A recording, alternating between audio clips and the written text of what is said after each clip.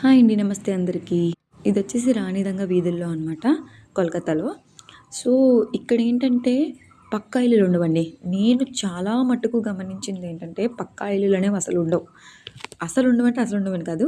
ఉంటాయి. అక్కడక్కడ చూస్తామనమాట. 90% of houses అన్నీ కూడా రేకిల్లులే ఉంటాయండి. స్లాబ్ ఇల్లులైతే చాలా తక్కువుంటాయి. చాలా తక్కువ కనబడతాయనమాట. హ్మ్. ఇలా వీళ్ళు కట్టుకోవడానికి కూడా ఒక రీజన్ ఉందంట.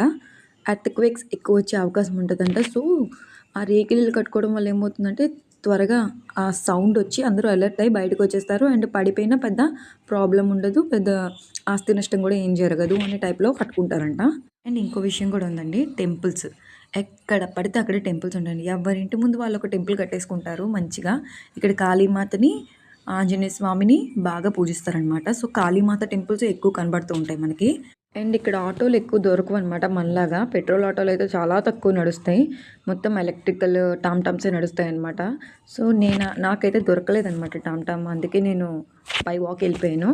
రూ. 10 తీసుకుంటారు మా క్వార్టర్స్ నుంచి ఇక్కడికి. సో, వీడియో నచ్చినట్టయితే లైక్ చేసి, షేర్ చేసి, సబ్స్క్రైబ్ చేసుకోండి. నా ఓల్డ్ వీడియోస్ కూడా ఒకసారి చెక్ చేయండి. Thank you.